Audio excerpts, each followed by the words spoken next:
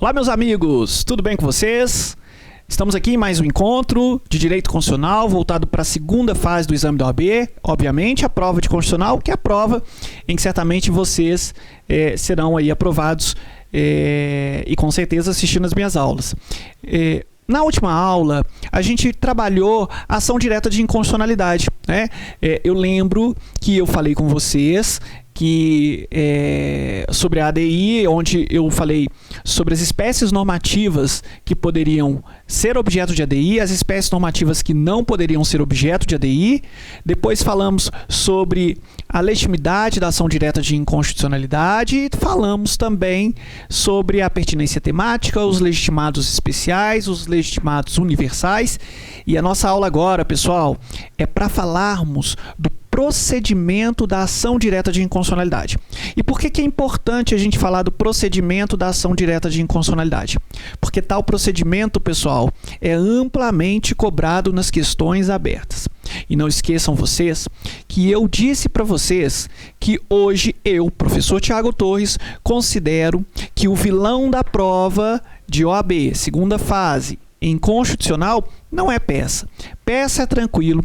Quem é meu aluno fatalmente não erra peça. Quem é meu aluno fatalmente tira acima de 4 pontos, né? Se não fecha a peça. É normal para os meus alunos irem super bem nas peças, ok? Agora, as questões abertas, vocês têm que entender, e como eu já disse, que vocês precisam acertar. O ideal é que vocês acertem pelo menos 2 questões abertas para auxiliar você a ter nota para alcançar os 6 pontos. 6 a 10. Não é? É claro que eu tenho a felicidade de ter tido alunos que tirou aí notas muito próximas a 10, acima de 9, e isso é muito legal, isso é muito importante, não é? Então eu preciso preparar vocês até para o procedimento da ação direta de inconstitucionalidade, porque o procedimento da ADI é amplamente cobrado nas questões abertas, ok? Então vamos lá, vamos começar a tratar do procedimento da ADI na tela para vocês.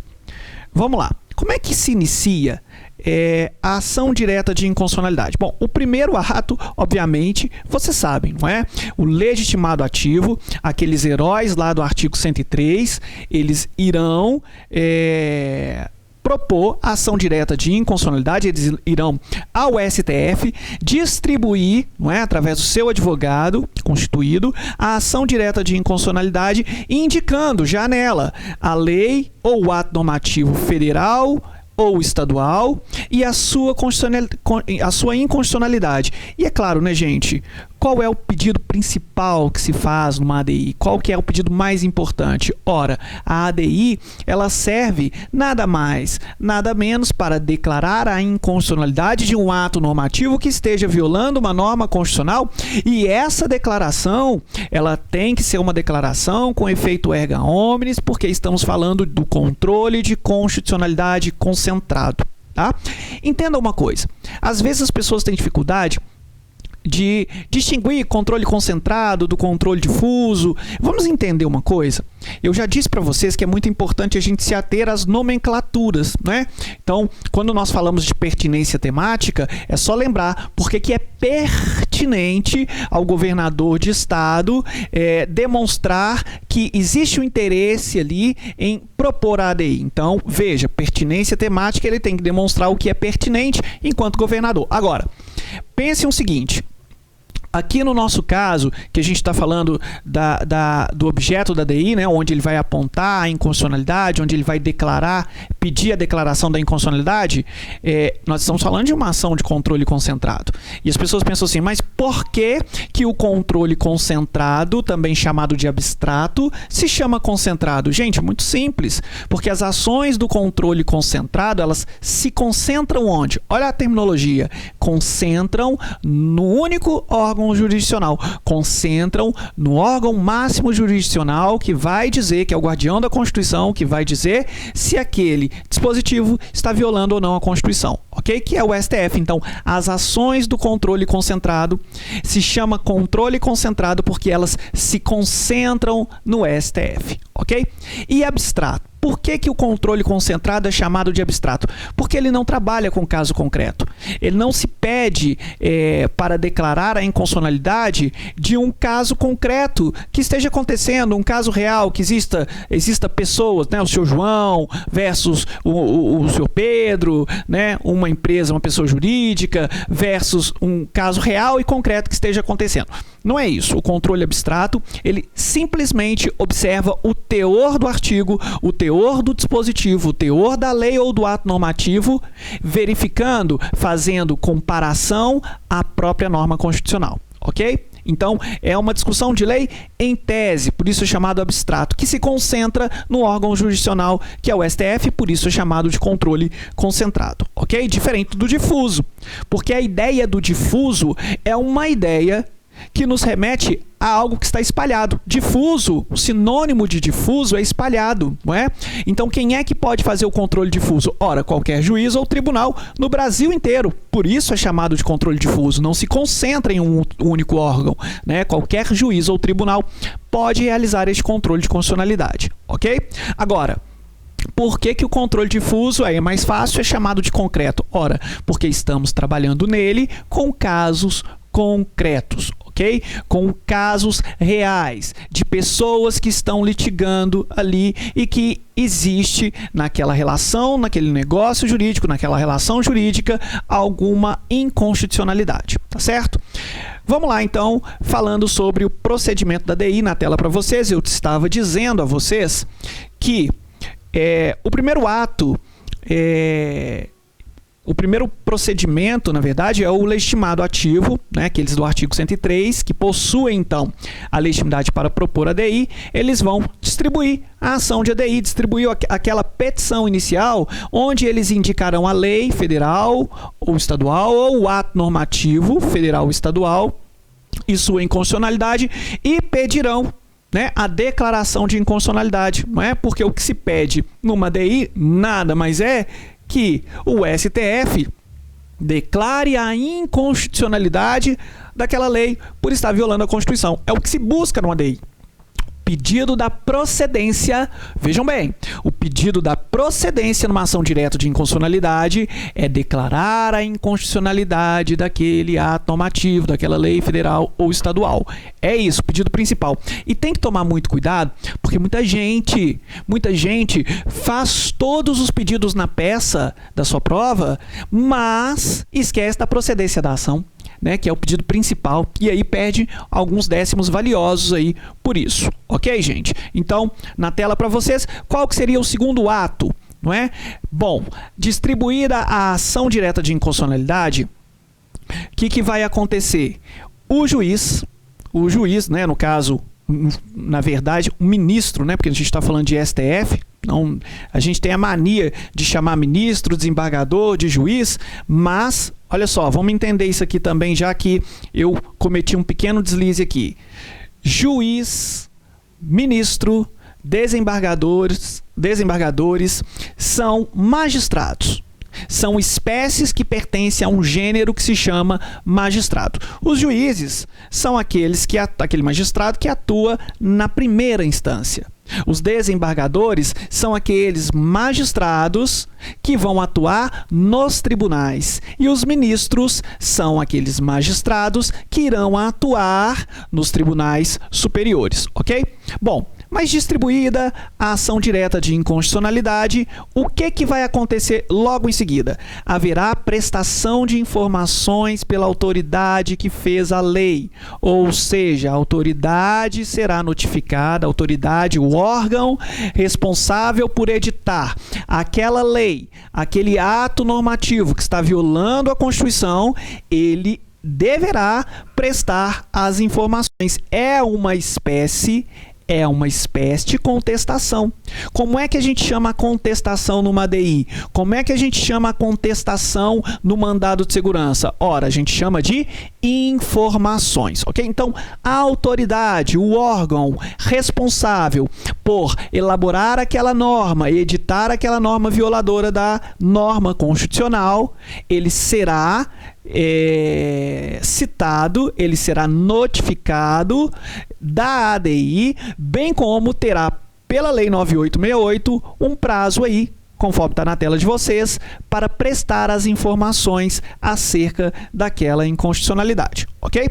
Logo em seguida, nós temos a figura importante, a figura importantíssima do Advogado-Geral da União. O Advogado-Geral da União, ele vai atuar na defesa da lei. Ele está obrigado, em ADI, a defender a lei. E ele vai ter 15 dias para se manifestar acerca da defesa da lei. Então, o AGU, na ação direta de inconstitucionalidade, ele fará o papel de defensor da lei. Ok, gente? Continuando aí na tela para vocês. Quem quiser já pode até marcar, inclusive, ó, essa manifestação do Advogado-Geral da União é uma manifestação que vai ocorrer. É uma manifestação que vai ocorrer ali, que está no artigo 103, parágrafo 3º da Constituição. Portanto, quem aí que está com o Vadmecum, já abra o artigo 103, parágrafo 3º, e já marque este dispositivo aí no Vadmecum de vocês. É muito importante. Por quê? Porque provavelmente pode ter aí na sua peça, na sua prova, uma questão aberta que pode perguntar sobre a figura do AGU, que pode perguntar se o AGU estará obrigado a fazer a defesa da lei numa ação direta de inconstitucionalidade. E a resposta é sim, ele está obrigado a fazer a defesa da lei. Vamos ler aqui o artigo 103, parágrafo 3º, diz o seguinte, olha, quando o STF apreciar a inconstitucionalidade em tese da norma legal ou ato normativo, citará previamente o Advogado-Geral da União, que defenderá o ato ou o texto impugnado, ok? Então, gente, olha, deixa eu contar para vocês uma coisa aqui. É comum aí a FGV fazer muitas perguntas sobre os procedimentos da ADI. E a figura do AGU, o Advogado-Geral da União, ele possui um papel muito importante na ação direta de inconstitucionalidade. Ora, é ele quem irá fazer a defesa da lei. Ele vai atuar como defensor da lei, ok? Então, ele estará obrigado a fazer isso? Sim, ele estará. E isso pode ser questionado a vocês numa questão aberta, onde vocês terão que fazer a fundamentação, citar o artigo 103, parágrafo 3º da Constituição, para justificar a resposta de vocês, ok? Tudo bem? Continuando aí com o procedimento da ADI, logo depois, nós vamos ter a participação de um outro cara importante, uma outra figura importante na ADI, que é o PGR, não é? Ou seja, o Ministério Público, o ilustre representante do Ministério Público, que é o Procurador-Geral da República. Ele vai dar um parecer pela constitucionalidade ou pela inconstitucionalidade da norma, ok? E aí, quando essas pessoas já tiverem participado até aqui nesse procedimento que eu citei para vocês, nós poderemos ter aí pelo juízo, pela jurisdição, a necessidade de haver aí informações adicionais nos termos do artigo 9º da Lei 9868 de 99. Eu vou pedir para vocês abrirem, vamos abrir juntos, não é? Vamos abrir juntos a Lei 9868 de 99, é uma lei importante, e lá no artigo 9º, que vocês vão marcar aí de uma vez, está bem descrito assim, olha, e eu já vi isso também sendo cobrado em prova, tá? Diz assim o artigo 9º da Lei 9868 de 99. Diz assim: em casos excepcionais e considerando as características e gravidade da coação... Não, perdão, errei aqui. Peraí, agora sim. 9868. Estava lendo a lei anterior. Vamos lá. Vencidos os prazos do artigo anterior, o relator lançará o relatório com cópia a todos os ministros e pedirá dia para julgamento. Agora, olha só, parágrafo 1º. Em caso de necessidade de esclarecimento de matéria ou circunstância de fato ou de notória insuficiência das informações existentes nos autos, poderá o relator requisitar informações adicionais, designar perito ou comissão de peritos para que emita parecer sobre a questão, ou fixar data para, em audiência pública, ouvir depoimentos de pessoas com experiência e autoridade na matéria. Então, veja que na ADI o relator poderá solicitar informações adicionais, e isso pode ocorrer, gente, quando o assunto que aquele dispositivo trata, quando o assunto a que o dispositivo se refere, seja um assunto tão específico que os ministros, por si só, eles não possuem o conhecimento técnico científico para poder decidir sobre a questão. Então, vamos dar um exemplo aqui, né? Vamos dar um exemplo também que isso pode acontecer na ADPF. Na ADPF, nós tivemos a ADPF onde nós tivemos ali salvo engano, a DPF número 54, onde nós tivemos aquela decisão que permitiu o aborto do bebê anencefalo. Veja, qual que era a questão do aborto do bebê anencefalo? A questão era saber se aquele bebê, aquele feto que estava na barriga da mãe, se ali existia vida ou se não existia vida. Veja, era uma discussão de um assunto bem específico, de caráter biológico, né? Ou seja, tinha que envolver médicos, cientistas, pessoas habilitadas e com conhecimento científico específico para que pudesse ali auxiliar aqueles magistrados a decidir sobre a inconstitucionalidade ou constitucionalidade. Do mesmo modo, nós tivemos também uma outra DPF que foi interessante, que é a DPF 186, aquela que estipulou o percentual de cotas raciais para o ingresso de negros nas universidades federais.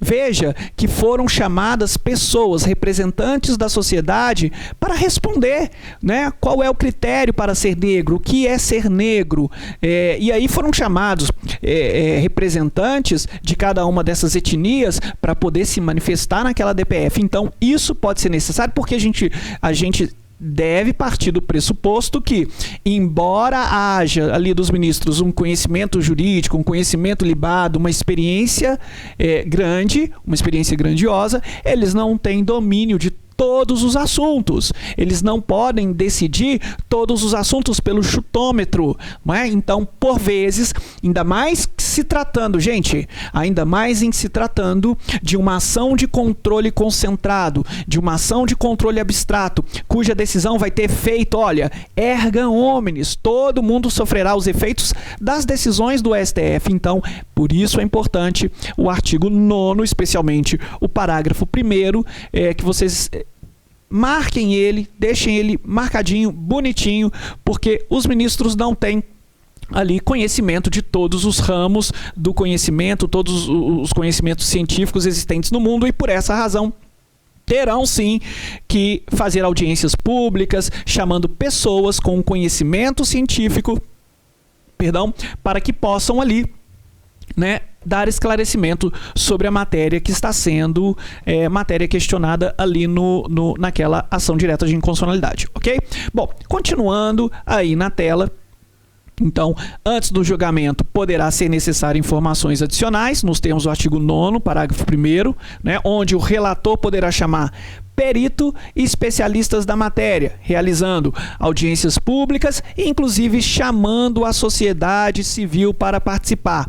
Agora, veja que também existe a possibilidade do chamado amicus curiae. Não é? Escreve amicus curiae, mas fala amicus curiae. Né? Ou seja, é a tradução de amigo da corte, que está lá no artigo 7º, parágrafo 2º, que eu também gostaria que os senhores marcassem. Diz assim o artigo 7º, parágrafo 2º: não se admitirá intervenção de terceiros no processo de ação direta de inconstitucionalidade. Aí vamos para o parágrafo 2º, que diz assim: o relator, considerando a relevância da matéria e a representatividade dos postulantes, poderá, por despacho irrecorrível, admitir, observado o prazo fixado no parágrafo anterior, a manifestação de outros órgãos ou entidades. Então, pessoal, naquela DPF 186 que eu disse para vocês, que estabeleceu a cotas para negros, se vocês quiserem dar uma olhada, ela está no YouTube. Basta digitar ADPF 86, julgamento da ADPF 86, que vocês vão ver várias pessoas, representantes de etnias, que fizeram o papel de amicus curiae, que interviram na ADI, dando informações ali como amigo da corte. Então, artigo 7º, parágrafo 2º. Não esqueçam vocês que o amigo da corte, ele está ali apenas na ADI para prestar uma informação, não é? Ele não tem nenhum compromisso em estar ou do lado da constitucionalidade ou da inconstitucionalidade. O papel dele é prestar informações. Percebam que um detalhe muito importante também já foi tema de cobrança em uma questão que versava sobre a ADI, é que na ADI não há possibilidade de intervenção de terceiros, ok? Então, um amigo da corte, ou seja, um amicus curiae, não é espécie de intervenção de terceiros, tá certo? Continuando aí, procedimento da ADI. O julgamento da ADI, dos 11 ministros, 8 ministros têm que estar presentes para iniciar o julgamento. Então, nós temos ali a necessidade de um quórum de, no mínimo, 8 ministros para haver o início do julgamento da ADI. Agora, o quórum para a decisão, que vai ou dar provimento ou improvimento à ADI, tem que ser de pelo menos 6 ministros, ou seja, se tivermos só 8 ministros, inicia o julgamento da ADI? Sim, inicia. Mas para haver uma decisão, seja pela procedência, seja pela improcedência, tem que haver aí pelo menos 6 ministros, ou seja, a maioria absoluta, que vão se manifestar ou pela procedência ou pela improcedência, ou, melhor dizendo, pela constitucionalidade ou pela inconstitucionalidade. Agora, por que isso?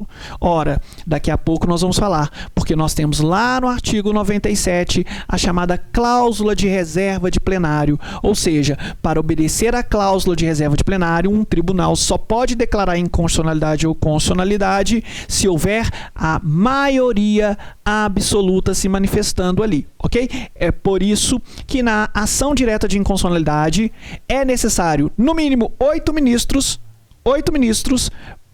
vem aqui comigo, é necessário pelo menos 8 ministros só para começar o julgamento, ok? E para que se tenha nessa ADI uma decisão, é preciso que essa decisão, pela constitucionalidade, pela inconstitucionalidade do dispositivo que é objeto daquela ADI, tenha pelo menos 6 ministros ali, ou pela inconstitucionalidade ou pela constitucionalidade, porque nós estamos falando da maioria absoluta, obedecendo a regra, né, gente, da cláusula de reserva de plenário, que diz que qualquer tribunal, e o STF é um tribunal, só pode declarar inconstitucionalidade de lei ou ato normativo pela maioria absoluta de seus membros, ok? Tudo bem? Continuando aí, e a decisão, hein? Como é que fica a decisão, os efeitos da decisão na ADI? Bom, a decisão na ADI, em regra, ele é ex tunc, ou seja, se uma lei for declarada, um ato normativo em sede de ADI for declarada inconstitucional, essa lei ou esse ato normativo será considerado inconstitucional desde o dia em que ele nasceu, ok?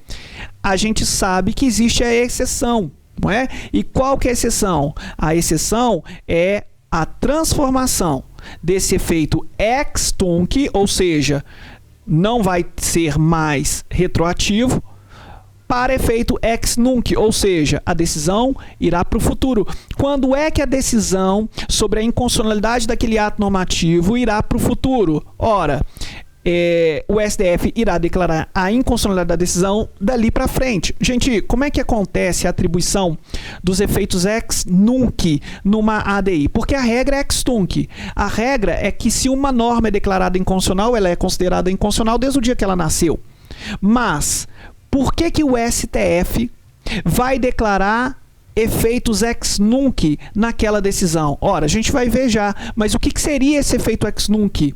O efeito ex nunc é jogar os efeitos daquela decisão para o futuro, para frente, não é? O STF pode, inclusive, por exemplo, que é muito comum, falar essa decisão terá efeitos ex nunc do trânsito em julgado da sentença, ou seja, do trânsito em julgado acórdão, não é? Que declarou a inconstitucionalidade daquela norma ou declarou a constitucionalidade. Efeitos ex nunc, ou seja, para o futuro, para frente. Okay? É porque determinados atos normativos, se eles forem declarados inconstitucionais com efeitos retroativos, isso pode causar muito transtorno para a sociedade. Então veja, se nós estivermos falando aí de uma medida provisória que instituiu a CPMF, lembra? CPMF era uma alíquota que qualquer operação bancária que fizéssemos naquela época iria cobrar centavos ali das pessoas. Então, vocês imaginem se aquela medida provisória fosse declarada inconstitucional e tivesse que haver todo um aparato do Estado para que houvesse a devolução de cada centavo. É impossível, impossível disso acontecer, ok? Então, poderá o STF atribuir efeitos ex nunc, ou seja, jogar os efeitos daquela decisão para frente. Vamos marcar o artigo? Vamos ver onde que está isso? Olha só. O STF declara a inconstitucionalidade hoje, mas os efeitos só valerão para a data futura. Quando isso vai acontecer? Vamos marcar aí já no vadimeco de vocês, artigo 27 da Lei 9868. O que diz o artigo 27 da Lei 9868? Diz assim, ó: ao declarar a inconstitucionalidade de lei ou ato normativo e tendo em vista razões de segurança, grifem segurança jurídica, ou de excepcional interesse social, então grifem excepcional interesse social, poderá o STF, por maioria de 2/3, grifem 2/3, de seus membros, restringir os efeitos daquela declaração ou decidir que ela só tenha eficácia a partir do seu trânsito em julgado ou de outro momento que venha a ser fixado. Tudo isso, gente, olha, por 2 detalhes muito importantes: quando houver razões de segurança jurídica ou de excepcional interesse social em jogo, ok? Então, marquem o artigo 27, que é a possibilidade dos efeitos ex tunc, que é a regra na DI, se tornar efeitos ex nunc. Isso nada mais é do que a modulação dos efeitos temporais da decisão, ok? Trata-se de modulação dos efeitos temporais. É o artigo 27, onde uma decisão em sede de ADI, que teria efeitos ex tunc, ou seja, retroativos, vai ter efeito ex nunc, ou seja, para o futuro. Ok? Continuando aí, é importante a gente fazer agora algumas observações. Então, vamos fazer umas observações importantes aqui. Não é? Primeira está aí, ó. Além dos efeitos erga omnes, a decisão de ADI também terá o chamado efeito vinculante nos termos do artigo 28, parágrafo único da Lei 9868. Vamos ler o 28, parágrafo único. Diz assim, ó: a declaração de inconstitucionalidade ou de inconstitucionalidade, inclusive a interpretação conforme a Constituição e a declaração parcial da inconstitucionalidade sem redução do texto, tem eficácia contra todos e efeito vinculante aos órgãos do Poder Judiciário e da Administração Pública Federal, Estadual e Municipal. Tomem muito cuidado, porque os efeitos da ADI são vinculantes, mas eles não vinculam. Tem muito professor que fala assim, vincula todos os poderes menos o poder legislativo. É mentira! Na verdade, a função legislativa dos 3 poderes, elas não se vinculam às decisões em sede de ADI. Portanto, se uma ação direta de inconstitucionalidade em uma ADI, o STF declarar a inconstitucionalidade de uma norma hoje, amanhã o Congresso Nacional pode elaborar e aprovar uma norma com idêntico teor, com o mesmo teor, que ela vai voltar a viger. Na verdade, a nova norma com o mesmo conteúdo vai viger no ordenamento jurídico. Então, o STF possui as decisões do STF em sede ADI, possui efeitos vinculantes. Vinculam quem?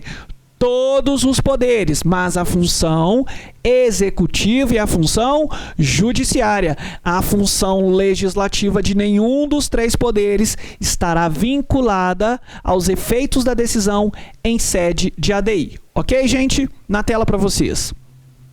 Então tá aí, vincula quem? Os órgãos do Poder Judiciário, a Administração Pública Federal, Estadual e Municipal, ou seja, o Poder Judiciário e o Poder Executivo. O Poder Legislativo também está vinculado, mas na sua função executiva e na sua função judiciária. Vocês lembram? Vem aqui comigo. Gente, isso é muito importante. Vocês lembram que cada um dos poderes possui funções típicas e atípicas.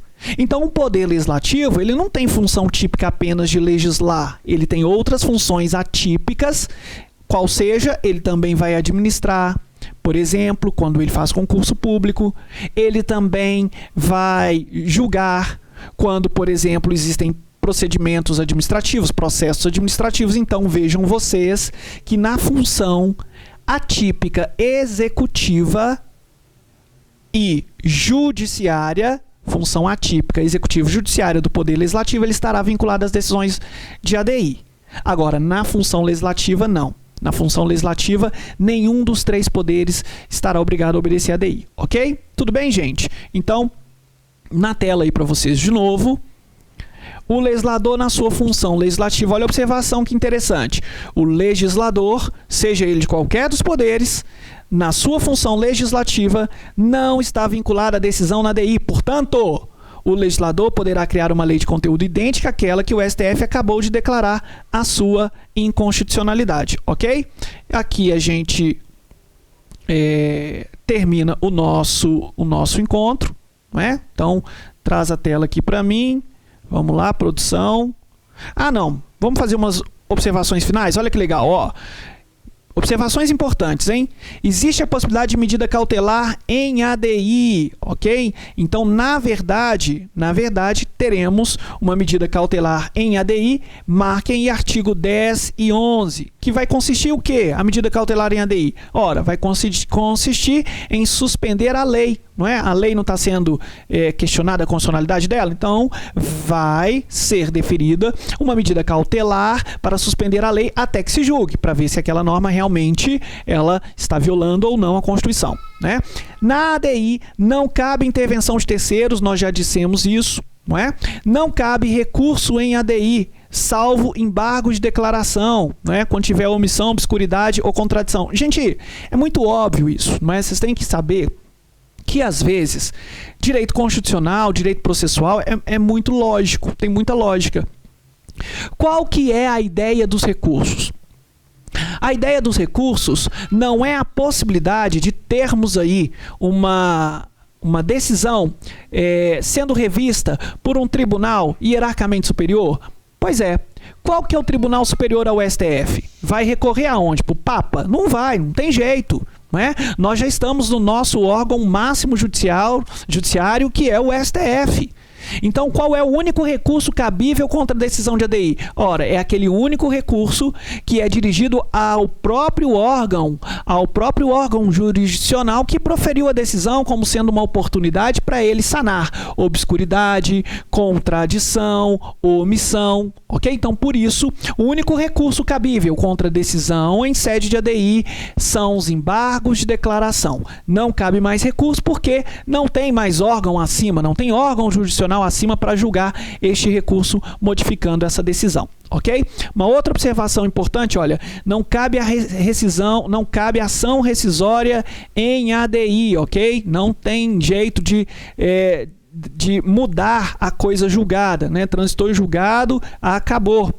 Não cabe alegação de prescrição ou decadência para o juizamento de ADI. E a ação direta de inconstitucionalidade não admite desistência. Ou seja, ajoelhou, meu amigo, entrou, ingressou com a ADI, ajoelhou, tem que rezar. Essa ADI será julgada até o final. Ok, gente? Tudo bem? Então nós vamos ficar por aqui. Mais uma vez, façam a marcação desses artigos. Espero que vocês tenham entendido o procedimento de ADI, porque é muito, mas é muito cobrado em prova. E às vezes é bom vocês entenderem e não deixar isso só para pesquisa, porque aquele momento de prova, às vezes é um momento que até para você fazer pesquisa você está ansioso e tudo, então é importante vocês terem uma mínima noção de como que é o procedimento da ADI, ok? Então é isso, gente. Um abraço para vocês. Me adicionem aí no WhatsApp de vocês. Lembro, meu telefone 31 99225 3862. Estarei sempre à disposição de vocês. E o site do Aprovarium, claro. www.aprovariumonline.com.br, ok? Um abraço para vocês e aí até a próxima, onde a gente vai continuar falando das ações do controle concentrado. Tchau, tchau.